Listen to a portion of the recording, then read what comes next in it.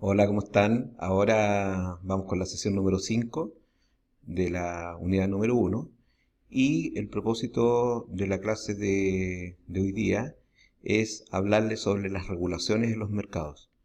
Ya sabemos, ¿cierto?, cómo funcionan los mercados, cómo es el equilibrio, el ajuste hacia el equilibrio, cambios en la oferta y la demanda, y vamos a ver una aplicación que es muy importante de qué ocurre en estos mismos mercados cuando hay ciertas intervenciones o regulaciones sobre ellos. ¿Ya? Así que vamos con ello. Y lo primero que vamos a ver para entender el concepto de lo que estamos hablando, un recuerdo más bien, ¿cierto?, de los cursos anteriores, es que existen el excedente del consumidor y el excedente del productor. ¿Ya? Sin entrar en mucho detalle, por supuesto, estos videos son más bien recordatorios. El excedente del consumidor es la diferencia que queda entre el precio que paga el consumidor y lo que habría estado dispuesto a pagar. Es decir, es una especie de ahorro de todo lo que el consumidor habría pagado de más si es que hubiese tenido la obligación de pagar un precio mayor según la valorización que le da a los productos. Y esa es el área amarilla que tenemos acá. ¿Ok? Después tenemos el excedente del productor, que aquí está como el área verde, que sería la diferencia entre el precio que recibe y los costos marginales de producción. Entonces, esta pasaría a ser su utilidad neta. De esta forma, nosotros vemos que el equilibrio de mercado, tan conocido por nosotros ahora, es un punto donde se maximizan el excedente del consumidor y el excedente del productor. ¿Ya? Y esa es la base de lo que vamos a ver en las implicancias de lo que estamos conversando. Esta presentación yo también se las voy a dejar en la página del curso, ¿ya? Para que ustedes tengan después más tiempo para verla con detención y los detalles que están aquí escritos. Bueno, vamos a ver el primer caso, que es la fijación de un precio máximo sobre un mercado. O sea, pensando, no vamos a calificar intenciones, pero en el fondo alguna autoridad económica tiene la idea de fijar un precio porque considera que los precios actuales son muy altos. ¿Ya? Ahora, les recuerdo algunas premisas. Estamos hablando de condiciones de mercado competitivo, ¿ya? Y estamos hablando en términos de economía positiva. ¿Ya? La economía positiva es la que describe qué ocurre con los hechos económicos, no las intenciones de los hechos económicos, ¿ya? Que pueden ser buenas o malas, pero qué ocurre cuando se hace una acción sobre un mercado en este caso. Bueno, eso significa que cuando nosotros tenemos un precio máximo, y si ese precio máximo es respetado, lo que nos ocurre en el fondo es que lo que termina sucediendo es que hay dos cantidades ahora. Hay una cantidad demandada que es mayor a la cantidad ofrecida. Por lo tanto, si se respeta el precio máximo, en el fondo los productores van a poder vender solamente hasta el precio máximo. Porque los consumidores no todos los consumidores pueden acceder a ese precio, porque los productores tienen una cantidad limitada que ofrecerles, porque el precio es bajo justamente. ¿Ok?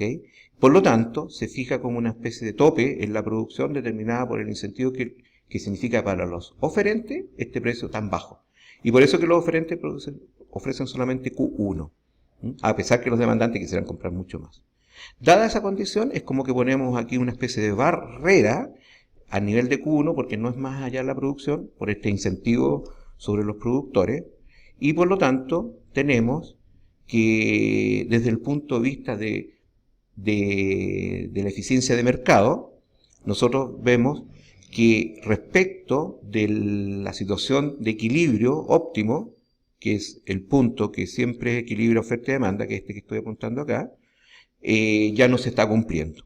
Y en este caso vemos que respecto de ese equilibrio hay una pérdida para los productores, porque el productor está recibiendo un precio más bajo y está vendiendo menos, equivalentes a las áreas A y C. ¿Por qué? Porque antes el excedente era todo este triángulo que yo le estoy indicando acá, todo este triángulo, todo este, ¿cierto? Y ahora ese triángulo se ha reducido a uno mucho más pequeño, en este caso. Por lo tanto, hay pérdida para el productor de las disminuciones en sus utilidades de las áreas A y las áreas C. Por otro lado, respecto de los consumidores ven que efectivamente ya no pueden comprar la misma cantidad que compraban antes, o sea, están comprando menos. Y de ese punto de vista ellos tendrían un ahorro que es el rectángulo A, porque respecto a la cantidad que sí pueden comprar, tuvieron una disminución en el precio, que equivale a los menores precios que pagan por esas cantidades. Y por otro lado, recuerden que los consumidores antes tenían un excedente, ¿cierto?, bastante mayor que el que tienen ahora, porque resulta que ellos ya no acceden a esta área, ¿cierto?, que estoy marcando acá, y en particular el área B, que es el área que respecto de los productos que ellos ya no pueden comprar. ¿Mm? O sea, hay una pérdida, ¿cierto?, en cuanto a este excedente que tenían antes los consumidores que ahora no tienen, que equivale al área B. ¿Y por qué el área blanca no está incluida? Porque de todas maneras pueden seguir comprando la cantidad Q1. ¿Mm? En resumen, hay una transferencia de recursos desde los consumidores, o en este caso desde los productores a los consumidores, equivalente al área A, ¿ya? Por el ahorro de precio que tienen en este caso los consumidores que logran comprar a precios más bajos, es decir, los consumidores se benefician en el área A. Por su parte, hay dos pérdidas que son irrecuperables, que el área de excedente del consumidor no pueden comprar el producto que antes compraban, ¿sí?, y que lo valoraban, y el área C, que también la pierden los productores en este caso, pero que no recupera nadie, ¿ya? Por eso se dice que hay un área irrecuperable de eficiencia, que es el triángulo B más C. ¿Vale? Vamos a ver también, eso está escrito, esto que yo le estoy explicando, está escrito en una lámina de apoyo. Ahora, veamos un caso interesante, que los resultados no son todos iguales. O sea, aparentemente podemos poner un precio máximo y hay una pérdida que nosotros la podemos reflejar por los triángulos B y C. Pero ¿cuánto van a perder los consumidores y productores? Depende de ciertas condiciones en el mercado. Y esas condiciones están determinadas en una parte muy importante por las elasticidades de oferta y demanda. Por eso que nosotros partimos viendo la elasticidad en este curso, ¿cierto?, como un componente importante del análisis. En este caso, ¿cierto?, la demanda es una demanda muy inelástica. Lo ven ustedes acá. Por lo tanto, se configura para un precio máximo, que ni siquiera es tan distinto, fíjense, ni tan distinto al precio de equilibrio, pero está por debajo, pero eso implica una gran pérdida de eficiencia y en particular de excedente del consumidor. Y también sigue habiendo una pérdida de excedente del productor, ¿eh? Y el área A es la área de transferencia de recursos por comprar ahora más barato los productos hasta la cantidad Q1, y eso es una transferencia desde los consumidores a desde los productores que venden más barato a los consumidores que están recibiendo ese beneficio. En forma indirecta, porque en el fondo esta fijación de precios quiere decir que, por ejemplo, si llegara a fijar el precio del pan, ellos van a pagar menos. Lo que no es tan bueno si consideramos que la fijación de precios disminuyó la producción de pan, porque no hay incentivos para hacerlo, ¿no? Y ese es el gran problema. Una cosa que yo quiero comentarles, voy a retroceder, que en algunos mercados, ¿ya?, eso depende del tipo de regulación y el tipo, ¿cierto?, de seguimiento o inspecciones que hay sobre los mercados, podría fijarse un precio de mercado negro. O sea, eventualmente, y esto es un caso muy importante, y eso ha ocurrido muchas veces, que al determinar un precio máximo, inmediatamente este producto es escaso y los demandantes quisieran pagar un precio según esta escasez. Y ese precio es un precio bastante más alto que el precio que se fijó como máximo, con muy buena intención a veces, y el precio de equilibrio. Es decir, termina siendo peor.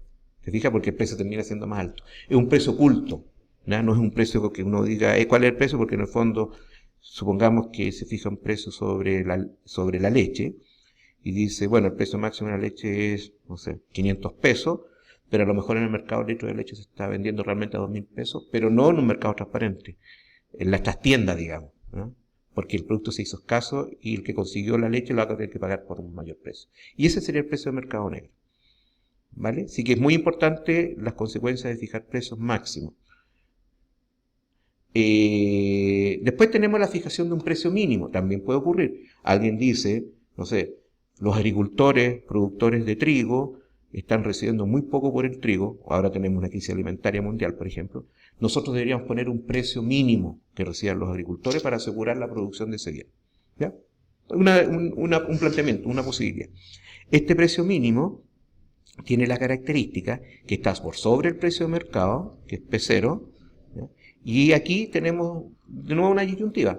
Este precio mínimo significa que los demandantes solamente compran Q3 porque es un precio alto y los productores quisieran vender Q2.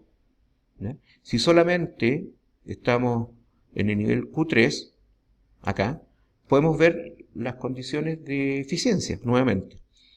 Si el precio pasó de P0 a P mínimo 2, ¿ya? Aquí lo que estamos viendo es que el consumidor, el área de su excedente, ha disminuido en el trapezoide A más B. ¿Se fijan? Porque el nuevo excedente es la diferencia siempre entre la demanda y el precio. Nuevo precio que está acá arriba. O sea, este triángulo que vemos acá, que yo le estoy indicando, sería el nuevo excedente de los consumidores. Por lo tanto, todo esto ya no es parte del excedente y es una pérdida para los consumidores. ¿Ya? En este caso, los compradores de trigo, suponiendo. ¿Ok?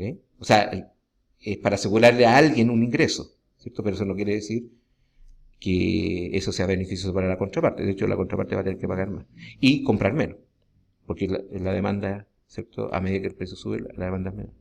Por el lado de los productores, si es que se respeta esta producción, no pasa más allá, va a ocurrir que los productores también tienen una pérdida de eficiencia porque ellos venden Q3 y por lo tanto este triangulito que antes era todo esto, todo lo que estaba entre el precio de mercado y la curva de oferta, se ha reducido solamente a esta parte, a este trapezoide. Por lo tanto, el área C es también una pérdida social. En este caso, provocada a los productores, ¿ya? Porque los productores antes tenían este excedente y ahora ya no lo tienen. Una salvedad, los productores no pierden, ¿cierto? O pierden menos, porque en el fondo el área A pasa a ser un ingreso para los productores. Por lo tanto, pierden C, pero ganan A. Entonces ahí hay un equilibrio. Lo que sí es notorio y claro, que las áreas B y C la pierden todos. No va a manos de nadie. ¿Ya? Esa es la pérdida neta de eficiencia. Independiente de que quien pueda haber obtenido un beneficio con esta medida. Otro caso, que eso los voy a dejar planteado, porque por mérito del tiempo no me puedo extender mucho, ¿ya? Pero también habría un caso donde los productores a este precio mínimo se extienden y ven como el precio mínimo como el precio de mercado, ¿ya? Y no respetan, entre comillas, la cantidad que le compran los consumidores. Como que no visualizan cuál es la cantidad que realmente pueden vender y se pasan de largo y se quedan produciendo todo esto. ¿Ya? Se lo dejo planteado que en este caso habría que agregar toda la producción adicional que nadie les compra. Y la producción adicional que nadie les compra implica un costo de producción igual a toda el área D. ¿Ya? Ustedes lo van a mirar con calma porque, como les digo, la PPT se las dejaré en la página también. Hay un caso especial de precio mínimo, que es el salario mínimo, y en este caso, la cantidad de personas buscando empleo, L2, es menor a la cantidad de personas que logran encontrar empleo a este nuevo salario más alto. Condiciones de mercado, con la demanda y la productividad asociada de parte de las empresas que contratan trabajo, la oferta que está asociada a la fuerza laboral, o sea, este es un mundo aparte, pero remitiendo exclusivamente al salario mínimo, efectivamente se produce una diferencia entre la cantidad ofrecida y la cantidad demandada de trabajo y cada persona que está buscando empleo y no encuentra se llama desempleado y por lo tanto toda esta diferencia es el desempleo. ¿Ya? También se puede hacer en tasa o en porcentaje. La cantidad de personas desempleadas de la fuerza laboral también sería un porcentaje. Pero el gráfico que te explica cómo se produce el desempleo, dado un salario mínimo, ¿ya? Es este. También, como en el caso anterior, hay una pérdida irrecuperable de eficiencia, que son los triángulos B y C. Eso también corre al igual que cualquier otro mercado. Una tercera posibilidad, ¿cierto?, dentro de los precios mínimos, es que alguien compra lo que producen los oferentes, un poder de compra. Claro, ahí es como que subiera la demanda. El tema es ¿quién va a poner esos recursos? ¿Será el fisco, el Estado, un poder comprador, un poder estabilizador de precios? Hay países que hacen eso, sobre todo con productos agrícolas. No es tan sostenible en el tiempo porque alguien tiene que financiar producción que no necesariamente va a tener después una salida, una venta. ¿Ya? Eso es una cuestión estratégica también que posiblemente se pueda hacer. ¿Ya? Pero en este caso estamos diciendo que la demanda aumentó y eso permite llegar a un precio mínimo sin producir la alteración que veíamos antes de, ¿cierto? De que la producción tenía que ser solamente la que podían vender los productores a ese precio. ¿Ya? Pero es una alternativa más. Ahí tenemos un caso que es muy interesante, perdón, hay un caso muy interesante que es cuotas de producción o limitación en la oferta, que es equivalente a decir no produzcamos más allá de una cierta cantidad. Esto puede ser impuesto como una regulación o puede ser autoimpuesto por los oferentes. Si los oferentes tienen un cartel, una agrupación, y deciden producir una cierta cantidad, esto tendría el mismo efecto que una regulación. Produzcamos no más allá, no sé, medicamentos. No se pueden producir más allá que cierta cantidad de medicamentos. No se puede producir más allá que una cierta cantidad de alimentos. No se puede producir más allá que una cierta cantidad de automóvil, no sé. ¿Ya? En algunos casos podría tener un sentido, o en otros casos a lo mejor no tanto, pero es una limitación en la oferta en este caso. ¿Cuánto yo puedo poner? Es como poner una barrera acá, ¿cierto? Un pequeño muro donde no se puede vender más allá de Q1. ¿Ya? En este caso, que nosotros sabemos que el excedente del consumidor era este triángulo entre la demanda y el precio original, el precio de mercado, obviamente que la producción acá es como que la oferta tuvo un quiebre a este nivel y se puso vertical, entonces el excedente del consumidor se ha reducido en las áreas A más B. ¿Ok? Y de la misma forma, el excedente del productor, ¿cierto?, se ha reducido en el área C. Pero el área A, con esta limitación, y por eso que les conviene a los productores esta medida, el área A pasa a ser ingreso para los productores con menos ventas. ¿Ok? Entonces, es cierto que los productores ganan A y pierden C, pero generalmente lo que ganan es más de lo que pierden. Y por eso que les interesa a veces estas cuotas de producción. Esto lo hace mucho el grupo de países de la OPEP, pues fijan cuotas de producción. Ustedes lo han escuchado seguramente. Bueno, esta es la situación precisa en términos gráficos. Una limitación en la producción hace que el ingreso de los productores aumente produciendo menos. Hay una pérdida aquí entre medio, pero generalmente es menor. Ahora, si a esto agregamos que la demanda es muy inelástica, como un caso que vimos antes, obviamente que ahí las ganancias serían mucho mayores. ¿Ok? Vamos entonces, aquí hay una explicación de cómo son estos excedentes ante distintas situaciones cuando hay una limitación en la oferta. ¿Ya? Ustedes los van a ver, también lo vamos a ver en clase con algún nivel de detalle adicional. Y en el libro, el cual nosotros trabajamos, y en los apuntes de apoyo.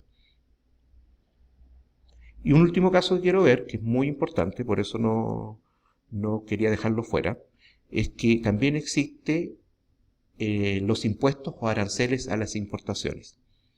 Generalmente hay un producto que tiene una demanda como esta y una oferta como esta, que si no hay comercio internacional, o sea, el producto se transa con esta demanda y esta oferta en un mercado, el precio sería P sub 0.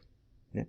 Pero cuando hay un precio mundial, el precio mundial entra como una demanda infinitamente elástica al nivel del precio, porque nosotros como país pequeño no podemos alterar el precio de los autos, del petróleo, de los televisores, ¿cierto? No podemos porque son precios establecidos a escala mucho mayor. Por lo tanto, entra el precio como un dato.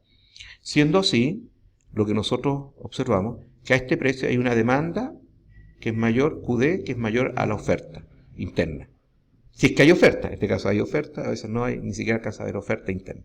Y eso significa que producto de estas transacciones, nosotros como país podemos tener una cantidad que no podríamos producir internamente que es la diferencia entre la cantidad ofrecida y la cantidad demandada que la compramos al resto del mundo. ¿Ya? Además, se produce un beneficio de la apertura al comercio que es el triángulo B más C, o los triángulos, porque son dos triángulos, ¿cierto? B más C. Y de todas maneras, esto significa que estamos comprando productos más baratos que a nosotros nos saldría más caro producir si no los logramos vender fuera. Y el reflejo de eso se produce con este beneficio social.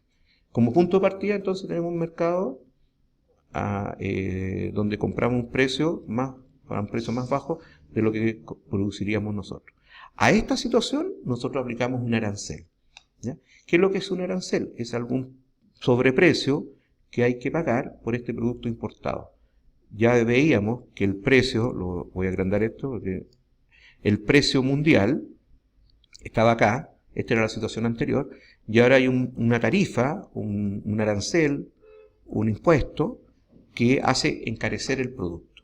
¿Ya? Y de esa forma, lo que nosotros observamos es que, dada esa situación, se van a producir cambios en los excedentes. Particularmente, este aumento en los precios significa una pérdida para los compradores, demandantes internos del producto, igual porque tienen que imaginar que hay aquí un excedente de los consumidores más grande, ¿cierto? Que abarca todo este gran triángulo que tenemos acá, y que se pierde por el aumento de los precios en esta franja. A más B más C y más D se pierde. ¿Ya? Pero no obstante ganan los productores nacionales el área A. Y si hay un impuesto que se cobra, el impuesto se cobra sobre las importaciones. O sea, esta diferencial que hay acá, voy a de nuevo a mostrarla bien, esta diferencial, que son las importaciones restantes, porque han disminuido el producto del aumento de los precios, esta distancia multiplicada por la tarifa es una recaudación pública o recaudación fiscal debido al impuesto que se ha realizado sobre las importaciones. Por lo tanto, D es una recaudación pública que pasa de manos de los consumidores al fisco en este caso. Y hay dos áreas, que es el área B y el área C, que son pérdidas irrecuperables también, porque en el fondo, producto de este aumento en los precios, no ganaron ni los productores locales ni el fisco con este aumento de los precios. Hay una ineficiencia en este caso. ¿Ok?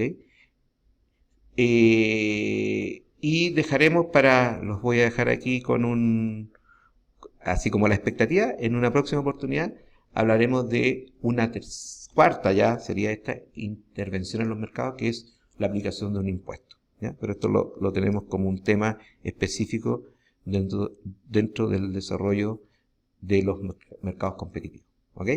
Así que quedamos hasta acá. Nuevamente darles las gracias, pedirles que sigan en el curso estudiando, leyendo, mirando los videos, yendo a clases presenciales que tenemos también, y con eso, ¿cierto?, van a tener harto material y un enfoque más completo de las materias que nosotros estamos viendo. Así que quedamos hasta acá y nos vemos en una próxima oportunidad.